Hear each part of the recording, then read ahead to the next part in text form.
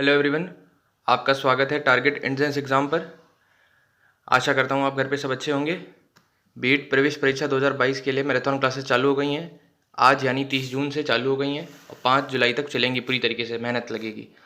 बिल्कुल फ्री हैं YouTube channel पे हमारे, तो चैनल को सब्सक्राइब कर दीजिए और बेल आइकन भी दबा दीजिए कि वीडियो की नोटिफिकेशन भी आपको आती रहे। सुबह 10 बजे आपकी रीजनिंग की होगी, फिर दोपहर 12 बजे हिंदी की होगी, 2 बजे आपकी विज्ञान, 3 बजे कला वर्ग, 5:30 बजे सामान्य ज्ञान और 8 बजे गणित। तो सभी क्लासेस चलेंगी आपकी अपने चैनल पर TEE पर। तो ध्यान दीजिए, पूरी कोशिश करिए कि हमारे साथ जुड़े रहें, ठीक है। कॉपी के साथ बैठिएगा तभी मज़ा आएगा। चलिए, पहला प्रश्न क्या कहता है? लड़की शब्द का बहुवचन रूप है। लड़की शब्द का बहुवचन रूप है, क्या है? जल्दी बताएं। ऑप्शन क्या क्या है? लड़कियाँ, लड़कियाँ, लड़की या लड़कियों। जल्दी बताइए। लड़की शब्द का बहुवचन रूप है, क्या है लड़की शब्द का बहुवचन? तो लड़कियाँ, लड़कियाँ, लड़की या लड़कियों। तो लड़की क्या है? एक वचन है और इसका बहुवचन क्या है? लड़कियाँ, ठीक है। तो आपका बी ऑप्शन हो जाएगा। लड़की का शब्द का बहुवचन क्या हो जाएगा आपका? लड़कियाँ, बी ऑप्शन, ठीक। चलिए अब आते हैं अपने दूसरे प्रश्न पर। दूसरा प्रश्न क्या कहता है? निम्नलिखित शब्दों में कौन सा शब्द विशेषण है? निम्नलिखित शब्दों में कौन सा शब्द विशेषण है? क्रोधी, कंटक, कणतक, चुनौती, राही। तो विशेषण आपको बताना, कौन सा शब्द विशेषण है? क्रोधी, कणतक, कर्णटक, चुनौती, राही। जल्दी बताइए। तो क्या राही है? नहीं। क्या कर्णटक है? नहीं। क्या चुनौती है? नहीं। तो क्या उत्तर होगा? क्रोधी। क्रोधी शब्द विशेषण है। और कैसा विशेषण है? गुणवाचक विशेषण है। चलिए, तो बीएड मैराथन क्लासेस चल रही हैं, एकदम रेडी रहिए। अपने दोस्तों को शेयर भी कर दीजिए थोड़ा बहुत। हाँ, थोड़ा बहुत नहीं, पूरी तरीके से शेयर करिए। वीडियो लाइक जरूर कर दीजिए। अब आते हैं अपने दूसरे प्रश्न पर। दूसरा प्रश्न क्या कहता है? हिंदी के शब्दों का लिंग निर्धारण किसके आधार पर होता है? हिंदी शब्दों का लिंग निर्धारण किसके आधार पर होता है? तो प्रत्यय के आधार पर होता है, संज्ञा के, क्रिया के, सर्वनाम के। जल्दी बताइए, किस आधार पर होता है? हिंदी शब्दों का लिंग निर्धारण किसके आधार पर होता है? क्या सर्वनाम के आधार पर होता है? नहीं। क्या संज्ञा? नहीं। क्या प्रत्यय? नहीं। तो क्या क्रिया के आधार पर होता है। जैसे मैं जा रहा हूं तो क्या होगा? पुल्लिंग। और मैं जा रही हूं तो क्या हो जाएगा? स्त्रीलिंग, ठीक है। तो हिंदी शब्दों में लिंग का निर्धारण किसके आधार पर होता है? क्रिया। जो प्रश्न गलत हो रहे हैं उन्हें कॉपी में नोट कर लीजिए और कमेंट बॉक्स में तुरंत कमेंट करते रहिए। आपके कमेंट देखे जा रहे हैं, ठीक है, ध्यान से। चलिए अब आते हैं अपने कौन से प्रश्न पर? चौथे प्रश्न पर। वह आदमी जो कल आपके घर आया था बहुत बड़ा ठग है। उक्त वाक्य में कितने विशेषण हैं? कितने विशेषण हैं? अब ये ढूंढिए। देखिए, विशेषण तो हैं, अब कितने विशेषण हैं? तो वह आदमी जो कल आपके घर आया था बहुत बड़ा ठग है, इसमें कितने आपके विशेषण हैं? बताइए। क्या 3 हैं कि 2 हैं कि 4 हैं कि 5 हैं? और कौन कौन से हैं ये भी आपको बताना है। तो कमेंट बॉक्स में लिखते रहिए कि कौन है और कितने हैं। कौन से हैं ये भी बताइए और कितने हैं ये भी बताइए, ठीक है। तो इसीलिए प्रश्न में यही अंतर है कि मान लीजिए आपने तुक्का बढ़ाया 4 और लग गया, लेकिन इससे आपकी नॉलेज नहीं चेक हुई ना। नॉलेज कब चेक होगी? जब सारे बता भी पाएंगे कि कौन कौन से हैं। तो वह आदमी जो कल आपके घर आया था वह बहुत बड़ा ठग है। उक्त वाक्य में कितने विशेषण हैं? क्या 5 है? नहीं। क्या 4 है? नहीं। क्या 2 है? नहीं। तो कितने हैं? 3 हैं। कौन कौन से हैं? तो पहले तो वह है, ये कैसा विशेषण है? सार्वनामिक विशेषण। आपके है, आपके कैसा है? आपका आपके सार्वनामिक विशेषण है, ये भी सार्वनामिक विशेषण है। और बड़ा ठग, बड़ा ठग आपका कौन सा है? ये आपका गुणवाचक विशेषण है। तो 3 विशेषण हैं, ये ध्यान रखिएगा। बीएड मैराथन क्लास को शेयर करते रहिए जल्दी जल्दी, ठीक है। चलिए, कमेंट बॉक्स में कमेंट करते रहिए कैसी लग रही है आपको क्लास। चलिए अब आते हैं अपने 5वें प्रश्न पर। 5वां प्रश्न क्या है? हिंदी वर्णमाला में ऊष्म व्यंजन कौन सा है?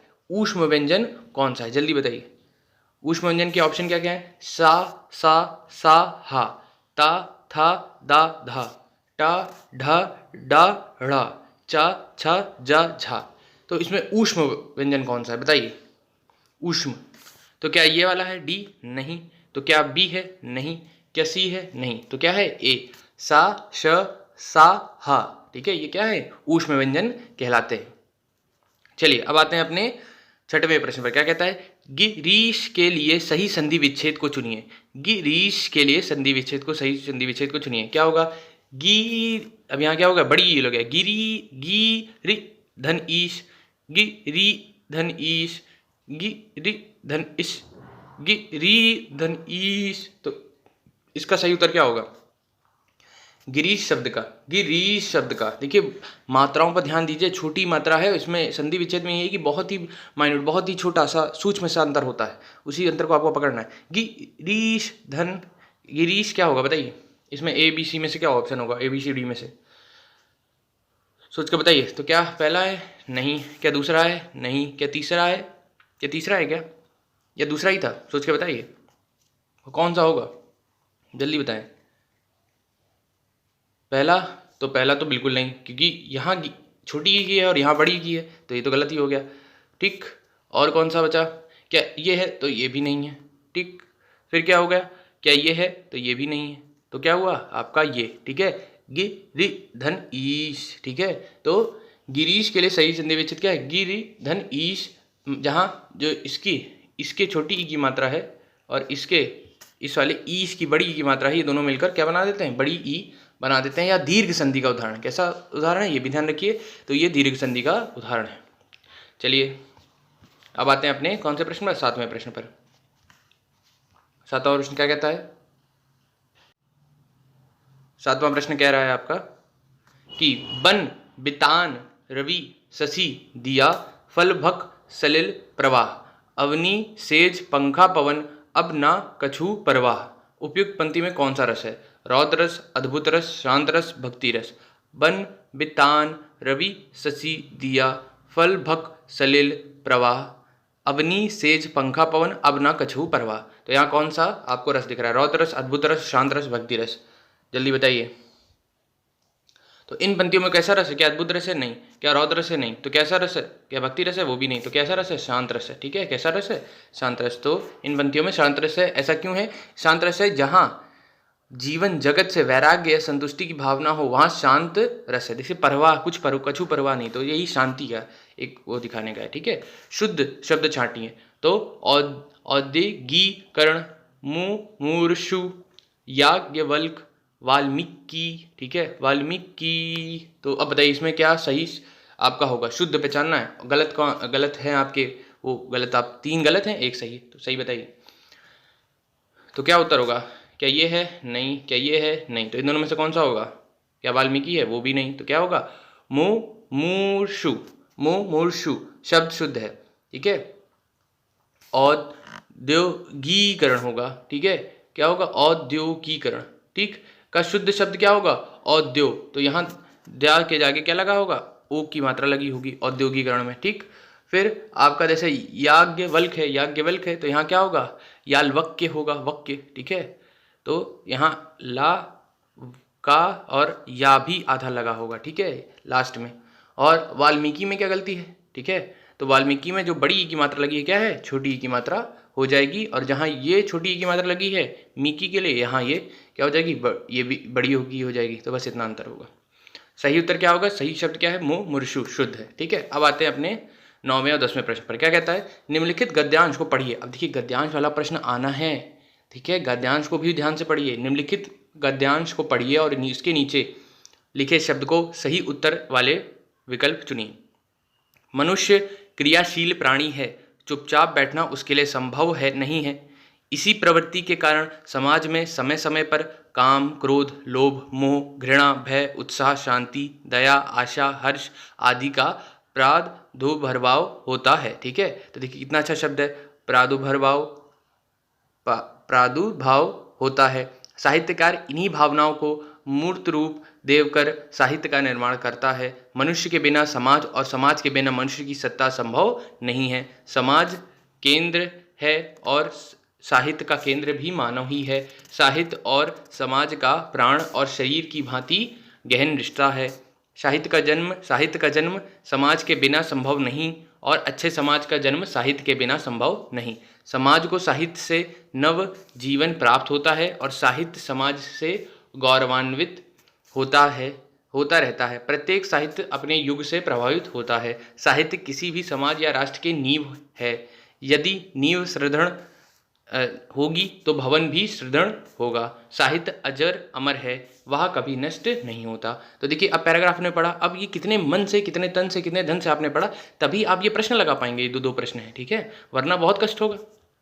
कष्ट आपको क्या होगा? बहुत ज़्यादा हो सकता है। चलिए अब आते हैं अपने प्रश्न पे 9वें।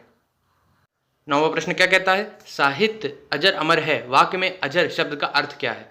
अजर अमर बोला जाता है ना, तो अजर अमर शब्द में क्या है? जैसे जंग ना लगे, जैसे मृत्यु का भय ना हो, जो कभी ना बूढ़ा हो, जो जर्जर हो गया हो। जल्दी बताइए।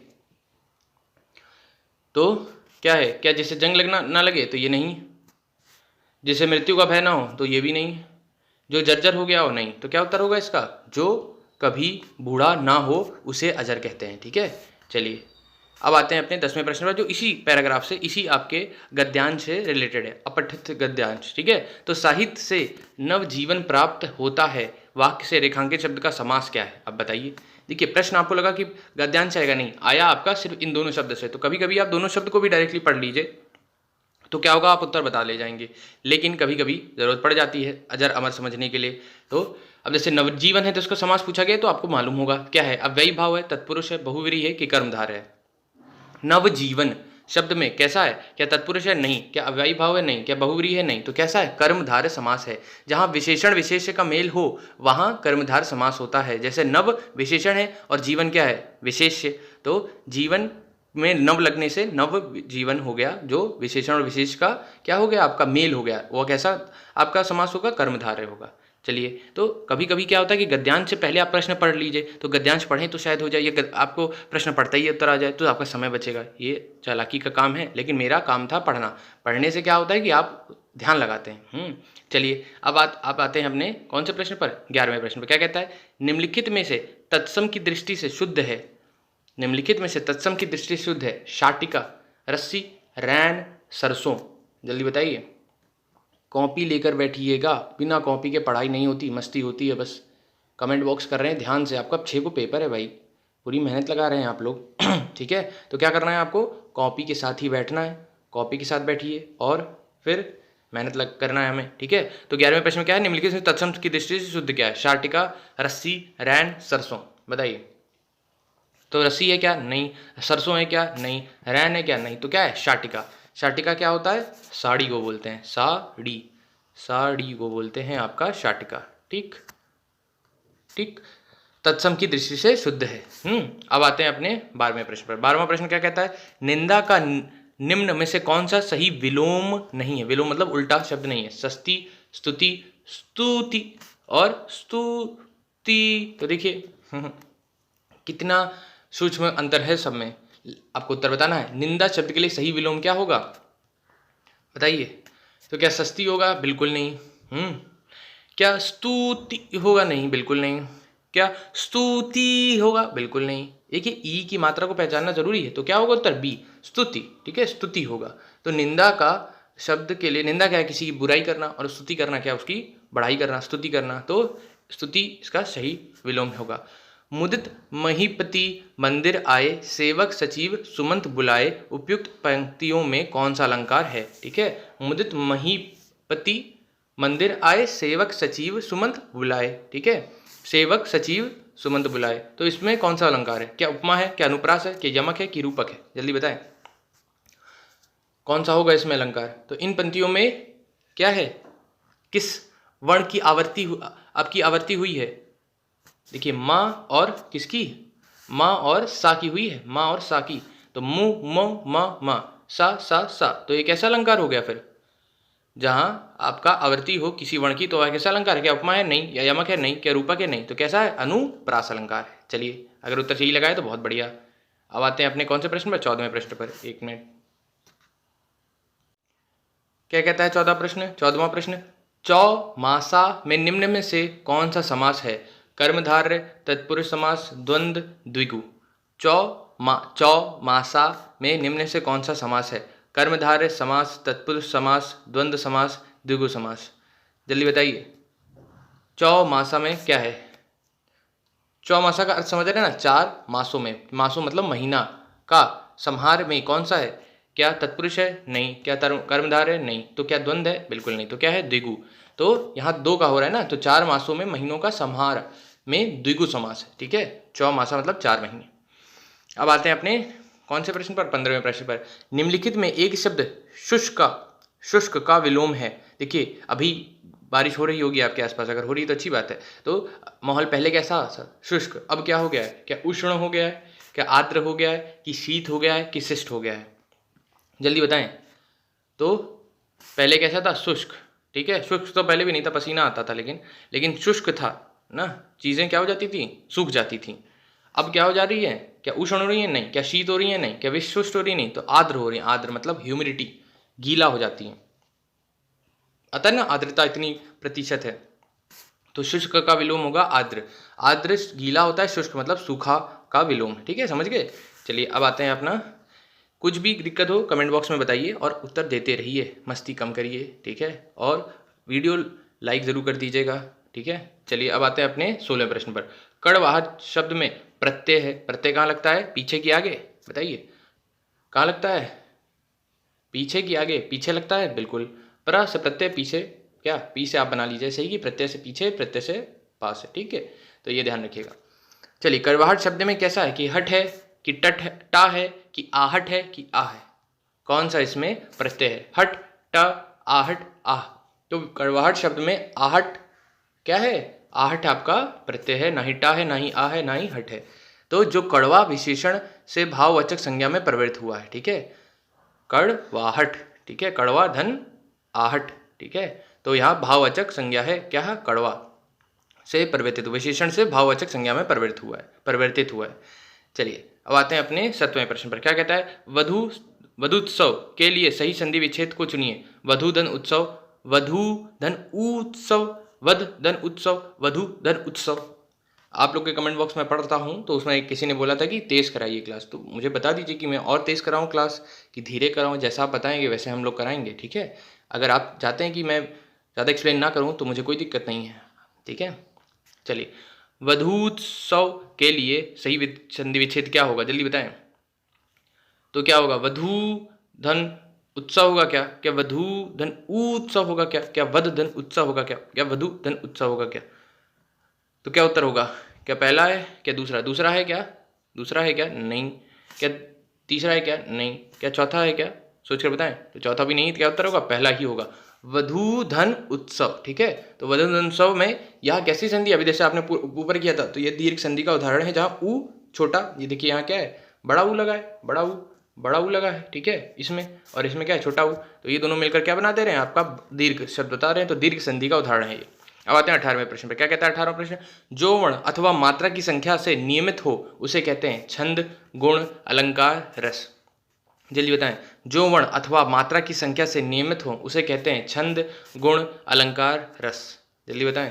जो वर्ण अथवा मात्रा की संख्या से नियमित हो उसे कहते हैं क्या? तो जो वर्ण अथवा मात्रा की संख्या से नियमित हो उसे क्या कहते हैं? क्या गुण कहते हैं? नहीं। क्या अलंकार कहते हैं? नहीं। तो क्या कहते हैं? रस कहते हैं क्या? क्या छंद कहते हैं? तो नहीं, छंद नहीं कहते, तो क्या, सॉरी, रस नहीं कहते, क्या कहते हैं? छंद कहते हैं। ठीक है, तो जो वर्ण अथवा मात्रा की संख्या से नियमित हो उसे छंद कहते हैं ना। होता है ना, अलग अलग आते हैं, नियमित होते हैं, उसी के अनुसार चलते हैं। ये कितनी मात्राएं होंगी, कितनी आपकी वर्ण होंगे। मैं तो चंद्र खिलौना ले हूँ, उपयुक्त पंक्ति में कौन सा अलंकार है? मैं चंद्र खिलौना ले हूँ, इसमें कौन सा अलंकार है? बताइए। उपमा अलंकार है, अनुप्रास अलंकार है, यमक अलंकार है कि रूपक अलंकार है? जल्दी बताएं। तो यहाँ कैसा अलंकार है? क्या अनुप्रास है? नहीं। क्या उपमा है, अलंकार है? नहीं। यमक और रूपक में बताइए। तो भैया चंद्र खिलौना कैसा है ये? क्या हो रहा है यहाँ? तो यहाँ उपमेय, खिलौना तथा उपमान, चंद्र में अभेद्यता के कारण कैसा अलंकार है? कैसा अलंकार है? रूपक अलंकार है, यमक अलंकार नहीं है। तो कैसा अलंकार होगा उत्तर? रूपक। यहाँ भाई अभेद्यता, दोनों एक साथ हो गए ना। चंद्र खिलौना, खिलौने को ही आपने, चंद्र को ही खिलौना बोल दिया, तो यहाँ उपमेय, खिलौना तथा उपमान, चंद्र में अभेद्यता के कारण उपकार होगा। अब आते हैं अपने 17वें प्रश्न, अपने कौन से 20वें प्रश्न पर। 20वां प्रश्न क्या कहता है? लाश शब्द किस मूल भाषा का है? ठीक है, लाश शब्द किस मूल भाषा का है? अरबी, फारसी, तुर्की, संस्कृत। सोच समझ कर बताएं। तो ध्यान देखिए कि शाह शब्द का प्रयोग ज़्यादा संस्कृत में तो नहीं होता, तो संस्कृत तो नहीं है। ठीक है, फिर क्या होगा? क्या अरबी है? नहीं। क्या फारसी है? नहीं। तो क्या है? तुर्की। ठीक है, तो लाश शब्द का तुर्की भाषा का शब्द है। चलिए, जो प्रश्न गलत होता है उसको तुरंत कॉपी में लिख लें। ठीक है, अब आते हैं अपने 21वें प्रश्न पर। क्या कहता है? निम्न में से कर्तवाच्य का चयन कीजिए। मोहन पुस्तक पढ़ता है, आपके द्वारा मालूम हुआ। नींद नहीं आती, पुस्तक पढ़ी हुई है। निम्न में कृतवाच्य का चयन कीजिए, करना है आपको। तो क्या आपके द्वारा मालूम हुआ? नहीं। क्या नींद नहीं आती? नहीं। क्या पुस्तक पढ़ी हुई? नहीं। तो मोहन पुस्तक पढ़ता है, यह कर्तवाच्य है। सीधा प्रश्न था ये तो, ठीक है, बहुत ही आसान प्रश्न था। अब आते हैं अपने कर्तवाच्य का, क्या पूछा था, क्या था, कौन सा वाक्य है? तो पहला वाक्य था मोहन पुस्तक पढ़ता है। अब आते हैं अपने 22वें प्रश्न पर। घा का उच्चारण स्थान कहाँ से है? अब ये तो आप खुद कर सकते हैं, ये तो एग्जाम के दौरान कर सकते हैं, लेकिन आपको पता होना चाहिए कि हर जगह को कहते क्या है। तो क्या दंत से घा निकल रहा है, कि कंठ से घा निकल रहा है, कि मूर्धरा से घा निकल रहा है, कि तालु से घा निकल रहा है? जल्दी बताएं। तो घा कवर्ग का चौथा वर्ण है, इसका उच्चारण स्थान क्या है? घ। बोलिए घा।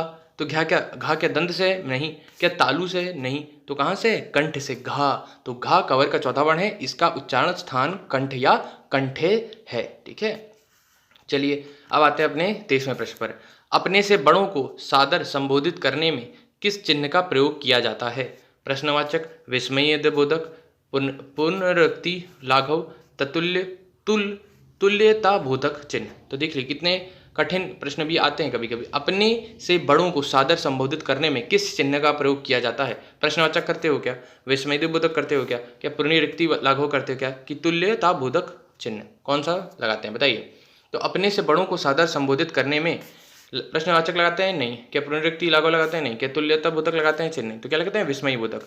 तो विस्मयी बोधक चिन्ह का प्रयोग किया जाता है। जैसे भाइयों और बहनों, तो भाइयों और बहनों ऐसा करते हैं ना तो ये नहीं, ठीक है।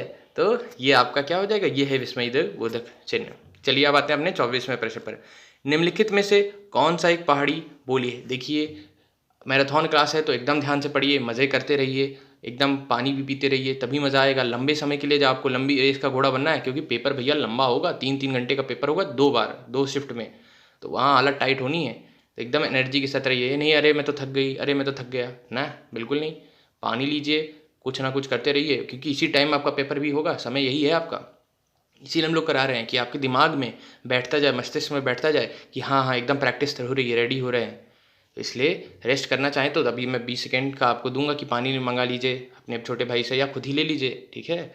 चलिए अब आते हैं 24वें प्रश्न पर। क्या है? निम्नलिखित में से कौन सा एक पहाड़ी बोली है? ठीक है, निम्नलिखित में से कौन सा एक पहाड़ी बोली है? तो मंडियाली, बांगरू, कौरवी, हाड़ौती, ठीक है। निम्नलिखित में से कौन सा एक पहाड़ी बोली है? तो मणियाली क्या है?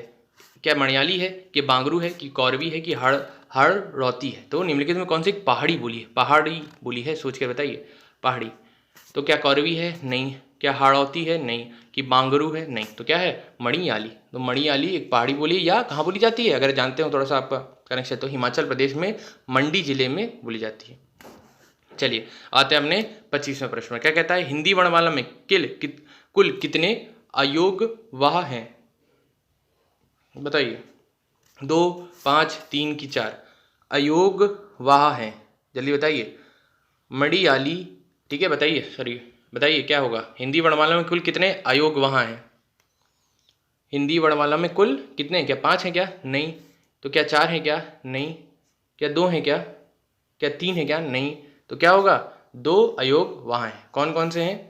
अंग, देखिए मैं लिख दे रहा हूँ यहाँ, अंग, ठीक है, अंग और आ, ये क्या है आपके? अयोग वाह हैं, ठीक है, अयोग वाह हैं, जिन्हें अनुस्वार और विसर्ग कहते हैं, ठीक है। तीसरा अनुनासिक है। अनुनासिक कौन सा होता है आपका? ये, ठीक है, ये क्या है? अनुनासिक। और अनुस्वार क्या हो गया आपका? अनुस्वार हो गया आपका ये, ठीक। और फिर आपका विसर्ग क्या हो गया आपका? ये। तो अयोग वाह का कितने हैं? 2। उत्तर क्या हो जाएगा? 2। अब करिए क्या, 25 प्रश्न हो गए हैं। पहले तो अभी मैं रिवीजन करवा रहा हूँ ना, एक बार चेक कर लेंगे कितने कितने हो गए। सब सही है, एक बार मैं बोलता जाऊँगा, देख लीजिएगा आप। दूसरा, अगर आपको रिवीजन नहीं करना है तो थोड़ा सा पानी पी लीजिए, और जिनको रिवीजन भी नहीं करना है और पानी भी नहीं पीना है वो लिंक कॉपी करें और शेयर कर दें। चलिए रिवीजन में क्या है देखिए, अभी हम क्या है, दूसरा था इसका, सर उत्तर बोलूँगा, ठीक है। हिंदी वर्णमाला क्या गया था? दूसरा। फिर कौन सी भाषा थी? पहाड़ी, मणियाली वाली थी। फिर ये कौन सा आपका, कौन सा था? सादर वाला। तो इसमें क्या था? सादर प्रणाम में विस्मय बोधक था। फिर घा का उच्चारण क्या था आपका? कहाँ से होता है? कंठ से होता है। कर्तवाच्य वाला था मोहन पुस्तक पढ़ता है। फिर लास्ट किसका है? तुर्की का है, ठीक है। माया चंद्र खिलौना वाला क्या हो जाएगा आपका? कौन सा था आपका? रूपक अलंकार हो जाएगा। फिर जो वर्ण अथवा मात्रा की संख्या निमित्त हो उसे क्या कहते थे? छंद कहते थे। फिर इसका क्या हो गया था आपका? पहला वाला वधू धन उत्सव हो गया था। फिर करवाड़ शब्द में कौन सा प्रत्यय था? आहट था। फिर आपका निम्नलिखित शब्द में कौन सा शुष्क का विलोम था? आर्द्र था। फिर चौमासा में कौन सा था आपका, कौन सा था, हाँ बताइए, चौमासा में कौन सा था आपका, द्विगु था। फिर इसी तरह हम आगे थे, मुदित महित मंदिर आए वाले में कौन सा था आपका, इसमें कौन सा था, जल्दी बताइए, सोच समझ कर। रिवीजन कर रहे हैं तो इसका ये थोड़ी मतलब है कि सारे मैं बता दूंगा, हाँ थोड़े आप भी बताएंगे। अनुप्रास था, ठीक है। निंदा का क्या था, स्तुति था, बी वाला। फिर निम्नलिखित में तत्सम की दृष्टि से कौन सा था, शाटिका, साड़ी वाला। नवजीवन के लिए क्या था, नवजीवन वाला, बताइए बताइए, नवजीवन में कौन सा था, हाँ नवजीवन में कर्मधारय था। साहित्य अजर अमर है, अजर अमर में क्या था, तो जो कभी बूढ़ा ना हो, ठीक है। तो रिवीजन चल रहा है, जिसे पानी पीना है वो पी ले, ठीक है, मस्ती कर ले थोड़ा बहुत, हम लोग रिवीजन कर रहे हैं, तब तक आइए ऑन रखिए वीडियो। शुद्ध शब्द का क्या था, शुद्ध कौन सा था इसमें, मूर मुर्शु था, ठीक है। फिर बिन बताओ रसी, ये वाला कौन सा था, हो गया था, तो ये शांत रस का एग्जाम्पल था, ठीक है, उदाहरण था। फिर आपका ये गिरीश शब्द का क्या था, तो कौन सा था बताइए, आपका ये जो छठा प्रश्न था, इसका क्या उत्तर था, गिरी धन ईश, तो बी वाला ऑप्शन था, गिरी धन ईश। फिर आपका सिंधी वर्णमाला में उष्म व्यंजन क्या था, तो ये शा सा सा हा, ठीक है, ए वाला ऑप्शन था।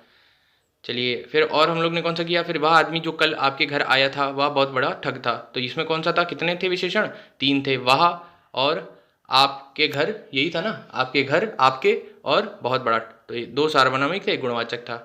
फिर कितने इसके आधार पर थे, हिंदी शब्दों में लिंग के आधार पर, क्रिया के आधार पर बताया जाता था, ठीक।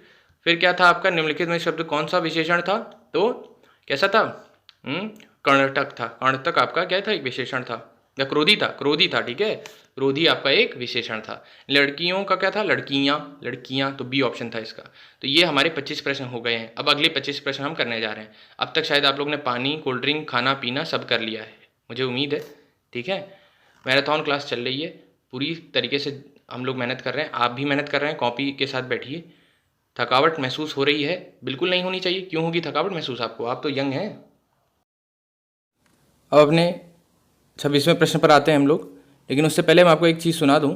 वसुधा का नेता कौन हुआ, भूखंड विजेता कौन हुआ, अतुलित यश क्रेता कौन हुआ, नव धर्म प्रणेता कौन हुआ, जिसने ना कभी आराम किया, विघ्नों में रहकर काम किया। किसकी लाइन है ये, रामधारी सिंह दिनकर की।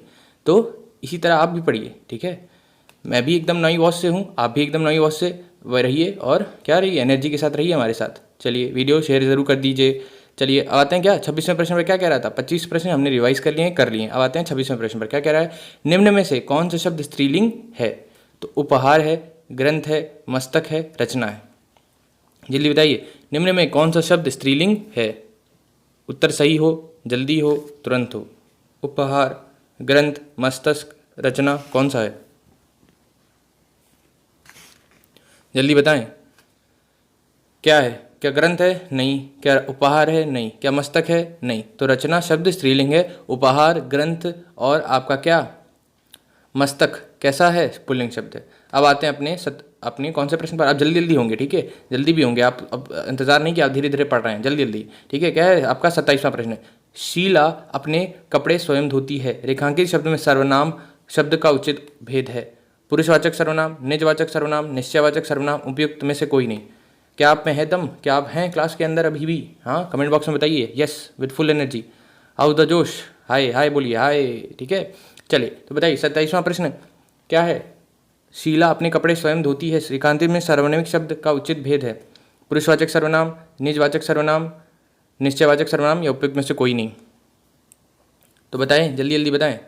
तो स्वयं शब्द क्या है, स्वयं शब्द की बात हो रही है यहाँ, तो स्वयं शब्द क्या है आपका, एक निजवाचक है, निजवाचक सर्वनाम है। चलिए तो जोश क्या है आपका, बिल्कुल हाई दिख रहा है कमेंट बॉक्स में, और मैराथन क्लासेस की ये पूरी टाइमिंग आपको दिखाई दी गई हैं, रेडी रहिए, करिए भाई, 5 दिन 6 दिन बाकी हैं, पूरी मेहनत लगा दीजिए, एकदम मज़ा आ जाएगा पेपर में आपको करते वक्त, ठीक है। चलिए अब आते हैं कौन से 28वें प्रश्न पर, क्या कहता है, गौदान किसका उपन्यास है। अब देखिए ये सारे प्रश्न इतने हलवे हैं कि आप एकदम तुरंत कर सकते हैं, लेकिन गलती, जल्दबाजी, एकदम हड़बड़ी में आपको उत्तर पता है कि यशपाल है क्या, नहीं। क्या भीष्मानी है क्या, नहीं। क्या अमरकांत है क्या, नहीं। है उत्तर प्रेमचंद, लेकिन गोला बनाने के चक्कर में बी की जगह डी हो गया, लो बच गया गेम। तो उसको संभालना है, हड़बड़ी को संभालना है, इसीलिए शांति बहुत ज़रूरी है।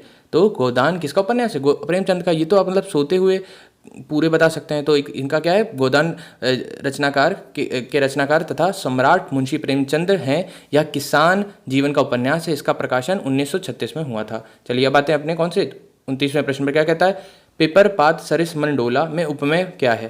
पिपर पात सरिस मन डोला, तो ये प्रश्न हमने एक बार किया है, अगर आपको ध्यान हो। उसमें हमने सब ढूंढ लिया था, सब का क्या था, क्या है उपमेय, क्या है उपमान। यहाँ आपको सिर्फ क्या पूछा गया? उपमेय। तो पीपर पात सरिस मन डोला में क्या है आपका? क्या उपमेय सरिस है? नहीं। क्या डोला है? नहीं। क्या पीपर पात है? नहीं। तो क्या है? मन। मन उपमेय है। जिसका उपमा की जाती है उसे उपमा उपमेय, और जिसकी की जाती है उसे उपमान कहते हैं। यहाँ मन उपमेय की तुलना पीपल के पत्ते से की गई है। ठीक, चलिए अब आते हैं अपने 30वें प्रश्न पर। कौन सा है 30वां प्रश्न? कौन सा रस नहीं है? हास्य, भयानक, व्यंग, रौद्र। कौन सा रस नहीं है? तो देखिए, हास्य रस होता है और उसी में व्यंग आ जाता है, तो व्यंग रस का प्रकार नहीं होता। ठीक है, भयानक रस होता है और रौद्र रस होता है, हास्य होता है। शेष 3 हास्य, भयानक, रौद्र आदि रस के प्रकार हैं, व्यंग रस इस प्रकार नहीं। ठीक है, अब आते हैं अपने कौन से प्रश्न पर? 31वें। वह स्त्री जिसका पति परदेश विदेश गया हो, वह के लिए एक शब्द क्या है? अनेक शब्द का एक शब्द क्या है? न वोढ़ा, प्रवृत्य, सित पतिका, प्रोसित पतिका, आगत पतिका। देखिए कितने छोटे छोटे प्रश्न वो हैं, कितने अच्छे शब्द हैं। न वो शड़ा, ठीक है, न वो ड़ा, न वोड़ा, ठीक है, न वोड़ा, ठीक है, प्रवत्यस पतिका, ठीक, प्रोषित पतिका, फिर आगत पतिका। तो सब में पतिका लगाए ना, पतिका पतिका पतिका, ठीक है, और ये है नवोड़ा। तो इसका उत्तर क्या होगा बताइए? तो वह स्त्री जिसका पति परदेश गया हो उसे क्या कहते हैं? नवोड़ा कहते हैं? नहीं। फिर क्या कहते हैं बताइए? क्या आगत पतिका कहते हैं? बिल्कुल नहीं। फिर क्या कहते हैं? क्या प्रवत्स पतिका कहते हैं? तो नहीं। तो क्या कहते हैं? प्रोषित पतिका, ठीक है, प्रोषित पतिका। वह स्त्री जिसका पति प्रदेश गया हो, वह वाक्य के लिए सही शब्द है। जिसका हाल में विवाह हो उसे नवोड़ा कहते हैं। जिसका पति विदेश जाने वाला हो उसे प्रवत्यशत पतिका कहते हैं। जिसका पति विदेश से आ गया हो उसे आगत पतिका कहते हैं। तो हर शब्द का भी आपको पता चल गया, इसको लिख लीजिएगा। ठीक है, चलिए अब आते हैं अपने 32वें प्रश्न पर। निम्नलिखित समास, इसका उत्तर क्या है? क्लियर हो गया ना कि क्या है? प्रोषित पतिका है, प्रोषित पतिका। ठीक है, चलिए अब आते हैं अपने 32वें प्रश्न। क्या कह रहा था? निम्नलिखित समास विग्रह में को अन्य किस नाम से संबोधित किया जाता है? निम्नलिखित समास विग्रह को अन्य किस नाम से संबोधित किया जाता है? तो पद्म आसन है जिसका, पद्म आसन है जिसका, पार्वती, सरस्वती, लक्ष्मी, शंकर। जल्दी बताएं। पद्म आसन है जिसका, इसमें क्या उत्तर होगा इसका? क्या उसको सरस्वती कहते हैं? पार्वती कहते हैं? नहीं। फिर क्या कहते हैं? शंकर? नहीं। फिर क्या कहते हैं आपका? लक्ष्मी जी। ठीक है, लक्ष्मी जी का एक नाम पद्मा भी है। ठीक है, तो लक्ष्मी जी का उत्तर होगा इसमें। यह बहुव्रीहि समास का उदाहरण है। कैसा उदाहरण है? बहुव्रीहि समास का, इसको भी ध्यान रखिएगा। चलिए अब आते हैं कौन से प्रश्न पर? अपने 33वें प्रश्न पर। आदर का निम्न में से कौन सा सही विलोम शब्द है? ठीक है, 33वां मतलब भैया कोई अंग्रेज आ गया हो तो उसको बोलते हैं 33, ठीक है, नहीं तो कन्फ्यूज हैं आप लोग। आदर का निम्न में से कौन सा सही विलोम शब्द है? आदर, तो निरादर, निर्दार, निरादर, निदरार और निरादर। देख लीजिए छोटा छोटा अंतर है, छोटा छोटा। ठीक है, तो एक है निरादर, एक है नीरादर, ठीक है, एक है निर्दार और एक है निदरार। हाँ, तो उसका सही उत्तर क्या होगा बताइए? तो आदर का सही विलोम क्या है? निरादर, निरादर। ठीक है, छोटा वाला ही निरादर। ठीक है, बाकी सारे गलत है। अब आते हैं अपने कौन से प्रश्न पर? 34वें प्रश्न पर, 34th। ठीक है, मिट्टी का तत्सम है मृतिका, मट्टिका, मृत्तिका। ठीक है, मिट्टी। बताइए मिट्टी का तत्सम क्या होगा? तो क्या ये होगा? बी? नहीं। तो क्या सी होगा? नहीं। तो क्या डी होगा? नहीं। तो क्या होगा? मृत्तिका। ठीक है, क्या होगा? मृत्तिका। ठीक है, मृत्तिका। ठीक है, चलिए अब आते हैं अपने 35वें प्रश्न पर। जासूसी, तिलिस्मी आदि साहित्य में कौन सा रस है? जासूसी होती है ना, जासूसी की कोई साहित्य है, कोई तिलिस्मी की साहित्य है, तो उसमें कौन सा रस होता है? शांत होता है, वीर होता है, भयानक होता है, अद्भुत होता है। पढ़ के कैसा लगता है? तो आपको मज़ा आता है? तो वीर है क्या? नहीं। शांत है क्या? नहीं। भयानक है क्या? नहीं। तो कैसा है? अद्भुत रस है। ठीक है, तो जासूसी, तिलिस्मी आदि साहित्य में अद्भुत रस होता है। क्लास अब जल्दी जल्दी होगी, क्वेश्चन आप जल्दी जल्दी करेंगे, मन से एकदम फोकस होकर, अपना ध्यान 100% यहाँ फोकस करिए। 36वां प्रश्न क्या कहता है? किसे काटा ने, जिसे काटा ना जा सके, इसके लिए एक शब्द क्या होगा? अनेक शब्द का एक शब्द क्या होगा? जिसे काटा ना जा सके उसे क्या बोलते हैं? अकाट्य, अकाट्य, अकाट्य, अकाट्य, तो देख लीजिए, अब उत्तर सरल है लेकिन प्रश्न में ऑप्शन इतने भयंकर कर दिए गए कि आप फैलेंगे। तो अब तुरंत व्यक्ति को दिखेगा अकाट्य लिखा है तो भैया लगा दो, लेकिन ये तो गलत हो गया। फिर अकाते तो ये भी गलत हो गया, अकाते तो ये भी गलत हो गया। अब इन दोनों में से बताइए क्या होगा, अकाट्य होगा कि आकाट्य होगा, जल्दी बताएं। तो क्या ये होगा, क्या आकाट्य तो नहीं, तो क्या होगा उत्तर इसका सी होगा, अकाट्य। तो अकाट्य इसका उत्तर होगा, जिसे काटा ना जा सके। तो जिसे काटा ना सके उसके लिए एक शब्द है अकाट्य। चलिए अब आते हैं अपने 37वें प्रश्न पर, 37th ना। बादल घिर आए और बारिश होने लगी, रचना की दृष्टि से वाक्य है, सरल, आज्ञावाचक, निषेधवाचक, संयुक्त, जल्दी बताएं। बादल घिर आए और बारिश होने लगी, रचना की दृष्टि से वाक्य है, सरल, आज्ञावाचक, निषेधवाचक, संयुक्त, जल्दी बताएं। तो बादल घिर आए और बारिश होने लगी वाक्य में रचना की दृष्टि से कैसा है, क्या आज्ञावाचक है, नहीं, सरल है क्या, नहीं, निषेधवाचक है, नहीं, क्या है, संयुक्त वाक्य है, क्योंकि इसमें दो प्रधान वाक्य हैं और समुच्चय बोधक और का भी तो लगा ना, और भी लगाए, देखिए। तो ये कैसा हो गया आपका, संयुक्त वाक्य हो गया। अब आते हैं अपने 38वें प्रश्न पर, 38th। सुरेश गीत गा रहा था, वाक्य में काल है, अपूर्ण, पूर्णभूत, सामान्यभूत और आसन्नभूत, तो जल्दी बताएं। सुरेश गीत गाता रहा है, वाक्य में काल है, गा रहा था तो सब भूत है, ठीक है, गा रहा था तो गा ही रहा था, तो यानी कि वाक्य में क्या है, पूर्ण नहीं हुआ है, तो क्या है, सामान्य भूत है, नहीं, आसान्य भूत है, नहीं, पूर्ण भूत है, नहीं, तो क्या है, अपूर्ण भूत काल है। इस वाक्य में कार्य की समाप्ति का ठीक समय ज्ञात नहीं हो रहा। अब आते हैं अपने कौन से प्रश्न पर, 39th प्रश्न पर आते हैं। क्या कहता है, अति उपसर्ग से बना शब्द निम्न में से कौन सा है, अत्यधिक, अत्यधिक, आत्मिक, आधिक, तो अत्यधिक, ठीक है, बहुत ही भाई सूक्ष्म ऑप्शन है। यही प्रश्न आएंगे जिससे आपका दिमाग खराब होगा। क्या आपको लगा उत्तर तो यार देखो प्रश्न बहुत सरल है लेकिन ऑप्शन कठिन, ये कैसा प्रश्न है, तो ऐसा ही प्रश्न आएंगे। चलिए यही प्रश्न एकदम आ रहे हैं, एकदम पूरी कोशिश करिए आपके दिमाग में बस जाएंगे प्रश्न, ठीक है। तो बताइए उत्तर क्या होगा इसका, जल्दी बताएं। तो क्या ये होगा आत्य, नहीं, ये होगा आत्य, नहीं, ये भी होगा क्या आत्मिक, नहीं, तो क्या होगा अत्यधिक, ठीक है, क्या होगा अत्यधिक, क्या है, अति धन अधिक शब्द का अति उपसर्ग से बना है, ठीक। तो इसका क्या उत्तर होगा, ये, इसमें क्या है आपका अति आपका उपसर्ग है और अधिक इसका क्या है आपका प्रत्यय। अब आते हैं अपने 40वें प्रश्न पर। क्या कहता है 40वां प्रश्न, निम्नलिखित शब्दों में से शुद्ध शब्द को पहचानिए, आशीर्वाद, आजीविका, अध्ययन, ऊनी, ठीक है, जल्दी बताएं। निम्नलिखित शब्दों में से शुद्ध शब्द को पहचानिए, आशीर्वाद, आजीविका, अध्ययन, ऊनी, जल्दी बताएं। शुद्ध क्या होगा इसमें से, तो क्या आशीर्वाद है, नहीं, क्या अध्ययन है, नहीं, क्या ऊनी है, नहीं, तो क्या होगा इसमें वर्तनी की दृष्टि से कौन से शब्द है, आजीविका, ठीक है, आजीविका क्या है आपकी एक शुद्ध शब्द है। अब आते हैं अपने कौन से प्रश्न पर, 41st बोलते हैं इसको, ठीक है। तो नरेंद्र के लिए सही संधि विच्छेद क्या होगा, नर धर इंद्र, नर धर इंद्र, नर धर इंद्र, नरे धर इंद्र, जल्दी बताएं। तो इसके लिए सही उत्तर क्या होगा, नरेंद्र दामोदर दास मोदी ना, ये नहीं है आपके प्रधानमंत्री नहीं, तो क्या होगा नर धन इंद्र का क्या होगा, जल्दी बताए। क्या बड़ा ई होगा, नहीं, क्या इसमें नरे होगा, नहीं, तो अब इन दोनों में से बताइए क्या होगा, क्या इंद्रा होगा, नहीं, तो क्या होगा, तो आपका दूसरा नरधर इंद्र से क्या बनेगा, नरेंद्र का सही संधि विच्छेद है। यह कैसा कैसा संधि है, गुणवाचक है, ठीक है। चलिए अब आते हैं अपने 42वें प्रश्न पर। 42वां प्रश्न क्या कहता है, वीर के लिए सही पर्यायवाची शब्दों का पंक्ति चुनिए, पंक्ति मतलब कई सारे ऑप्शन है, तो शूर योद्धा बहादुर, शूर युद्ध बहादुर, सूर योद्धा बहादुर, सूरा योद्धा बहादुर। तो मतलब इससे सरल प्रश्न नहीं है, लेकिन सरलता ही आपके दिमाग में किसका लाती है, आपको ओवर कॉन्फिडेंस बनाती है कि अरे ये तो हो ही जाएगा, और यही हो ही जाएगा, इसी में गलती हो जाती है। तो जहाँ भी लग गया है सूरा तो भैया एकदम निकल लो ना, यहाँ युद्ध आ गया है तो ये भी कैसे हो सकता है, तो क्या सूर हो गया, ये भी गलत, तो उत्तर क्या हो जाएगा ए, शूर, सूर, योद्धा, बहादुर वीर के लिए सही पर्यायवाची शब्द हैं। अब आते हैं अपने 43rd प्रश्न पर, ठीक है। निम्न में से कौन सा शब्द पुल्लिंग है, इच्छा, राष्ट्र, रक्षा, योग्यता। शुद्ध पुल्लिंग शब्द बताना है आपको, शब्द कैसा है, पुल्लिंग शब्द कौन सा है बताएं। तो क्या इच्छा है, नहीं, क्या रक्षा है, नहीं, योग्यता है, नहीं, तो क्या ऑप्शन होगा, राष्ट्र आपका क्या होगा एक शब्द पुल्लिंग है, इच्छा, रक्षा, योग्यता आदि स्त्रीलिंग शब्द हैं।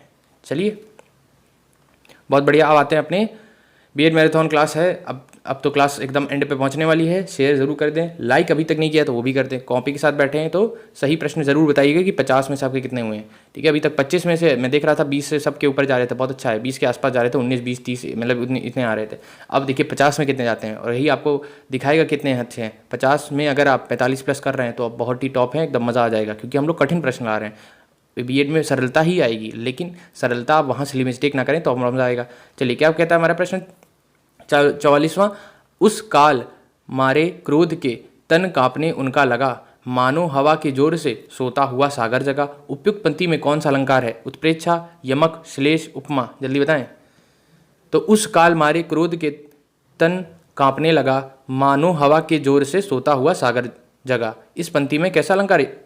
यमक नहीं है, उपमा नहीं है, श्लेष नहीं है, कौन सा है? उत्प्रेक्षा अलंकार है, ठीक है। अब आते हैं अपने कौन से 45वें प्रश्न पर। क्या कहता है? वसंत वसंत वसंत तलिका छंद में कितने वर्ण होते हैं? 10, 14, 12, 8, बताइए। वसंत तलिका शब्द में कितने वर्ण होते हैं? 10, 14, 12, 8। तो वसंत तलिका में कितने छंद होते हैं? ये नहीं आता तो जरूर लिखिएगा। 10 नहीं, 8 नहीं, 12 नहीं, फिर कौन सा? 14 होते हैं, 14 वर्ण होते हैं। अब आते हैं अपने किससे 46वें या 46 प्रश्न पर। समानार्थी शब्द की जोड़ी नहीं है। सुमन, पुष्प समानार्थी की जोड़ी होनी, मतलब दोनों का अर्थ क्या होना चाहिए? सेम होना चाहिए, एकदम बराबर होना चाहिए। निशा, निशाचर, चारपाई, खटिया, पाठशाला, विद्यालय नहीं है। ध्यान रखिए क्या बोला गया है? नहीं है, नहीं है, नहीं है। आप शब्द समानार्थी लगा देंगे, मेरे को तो यही लगता है। नहीं लगाएंगे, बुद्धिमान हैं आप लोग। क्यों है कि नहीं है? बताइए, बुद्धिमान है? बोलिए हाँ मैं बुद्धिमान हूँ, मैं बहुत बुद्धिमान हूँ, ऐसे बोलिए। मानना पड़ेगा, पहले खुद को मानिए फिर दूसरा समाज मानेगा। तो आपका क्या समानार्थी नहीं है? निशा और निशाचर आपका समानार्थी नहीं है, ठीक है। निशा मतलब रात होता है, निशाचर मतलब राक्षस होता है, समानार्थी शब्दों में की जोड़ी नहीं है। अब आते हैं अपने 47वें प्रश्न पर। बिल्ली के गले में घंटी बांधने का अर्थ है, उचित विकल्प चुनिए। घंटी सुनने के मजे लेना, अपने को संकट में डालना, बिल्ली को सजाना, बिल्ली को क्रोधित करना। तो बताइए, बिल्ली के गले में घंटी बांधना, ये प्रश्न हमने बहुत पहले किसी वीडियो में किया है, अगर आपने किया है तो बताएंगे तुरंत। तो बिल्ली के गले में घंटी बांधने के लिए सही उचित अर्थ क्या होगा? क्या बताइए? अपने को संकट में डालना, बी ऑप्शन होगा इसका, ठीक है। चलिए अब आते हैं अपने 48वें प्रश्न पर। बीएड मैराथन क्लास हमारी चल रही है, टाइमिंग आपको बता दी गई है, पूरी ध्यान से पूरी मेहनत के साथ लगे रहिए कॉपी के साथ। श्री चंद्रावली नाटक के रचयिता हैं जयशंकर प्रसाद, मोहन राकेश, भारतेंदु हरिश्चंद्र, भीष्म साहनी। जल्दी बताइए, भीष्म साहनी कौन होगा इसका? जल्दी बताएं। तो श्री चंद्रावली के कौन है लेखक? जल्दी बताएं, रचयिता, जल्दी जल्दी जल्दी जल्दी, ठीक है। इसके रचयिता कौन है?